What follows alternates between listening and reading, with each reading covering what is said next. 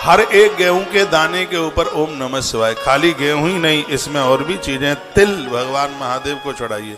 तिल चढ़ाने के बाद 1.25 लाख दाना तिल का।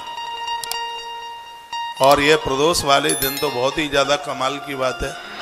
अब आप कहोगे एक एक दाना गिनेंगे कैसे? 100 ग्राम तोल लीजिए और 100 ग्राम में कितने दाने हैं वो देख लीजिए। 100 ग्राम में कितना दाना बैठता है, तो उसमें 1 लाख के हिसाब से उसको जोड़ लीजिएगा।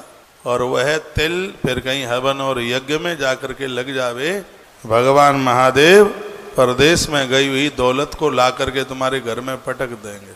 इसका अर्थ यह नहीं है कमाने की जरूरत नहीं पड़ेगी, कमाना तो पड़ेगा, लेकिन धन आने के साधन बन जाएंगे। तिल, यव, जौ दुश्मन का नाश करता है। यव, यव, जौ। यदि यह जौ का निशान किसी के हाथ में हो, अंगूठे में हो, तो जाए फिरे बन खंड में तो लक्ष्मी संग। हाथ है ना, हाथ, इसमें पूरा का पूरा जीवन इसमें छिपा हुआ है। इसमें ये बुध पर्वत है, ये सूर्य पर्वत है, ये शनि पर्वत है, ये गुरु पर्वत है। जिनका गुरु मेहरबान तो पट्ठा पहलवान, गुरु की कृपा होती है तो ये उभरा हुआ होता है। जैसे मेरा निकला हुआ है बाहर, गुरु जी की कृपा है ना, इसलिए ये बाहर निकला हुआ है। ये शुक्र पर्वत है, यहाँ जौ का निशान होता है। जिसके अंगूठे में ये जौ का निशान होता है, संपदा कभी उसका संग नहीं छोड़ती। तो बड़ी महिमा है इन सब चीजों की। देखिए, यव, जौ दुश्मन का नाश करती है। शंकर जी के ऊपर चढ़ा दो 1.25 लाख, 1 लाख चढ़ा दो और उसको गंगा जी में जाकर के प्रवाहित कर दो। कहते हैं ना कि गंगा जी में जो बोए, वो यही तो जौ है और कौन से। हाँ, गोधूम संस्कृत की भाषा है, संस्कृत में कहते हैं गोधूम, हिंदी में कहते हैं गेहूं।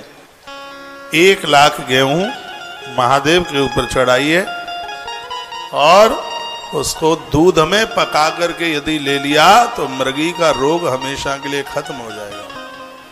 ये ऐसा अद्भुत यह प्रसाद है। उड़द, उड़द भी 1 लाख उड़द भगवान को चढ़ाइए और इन्हीं मंत्रों के द्वारा तो भगवान शंकर जी उनके ऊपर बड़ी अद्भुत कृपा कर देते हैं। बहुत कृपा, इतनी कृपा कि भगवान शंकर आनंद ही आनंद कर देते हैं। तो अन्न के द्वारा भगवान शिव की पूजा की बात कही गई है। ऐसे फूलों के द्वारा भगवान शंकर की पूजा की बात करी। कुश, धतूरा, मदार, ये भगवान शंकर को चढ़ते हैं। इस ग्रंथ में तो लिखा है तुलसी पत्र भी भगवान शिव को चढ़ाया जाता है। तुलसी का पत्ता श्लोक में लिखा है, 63 नंबर का श्लोक है, अध्याय नंबर 13, रुद्र संहिता, श्लोक नंबर 63। कुष्पुष्पैष धतूरै मन्दार द्रोण संभवै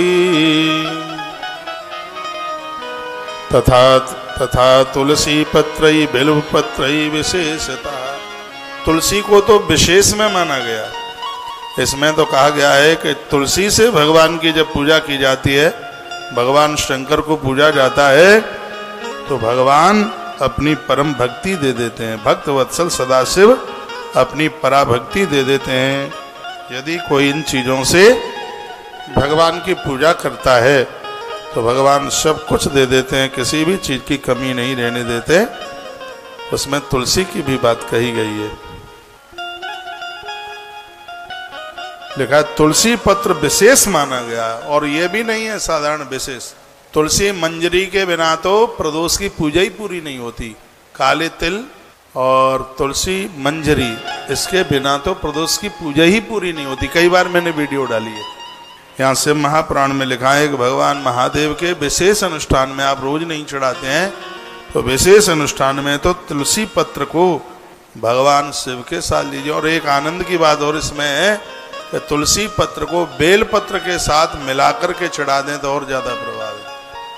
तुलसी पत्र और बेल पत्र दोनों को संग लेकर के चढ़ाइए। तुलसी पत्र विशेषकर बेल पत्र हाँ चढ़ाकर भक्त वत्सल सदाशिव की परम भक्ति से आप भगवान की आप पूजा करें। दोनों को एक साथ चढ़ा दीजिएगा, भगवान भोलेनाथ आनंद कर देंगे। कृपा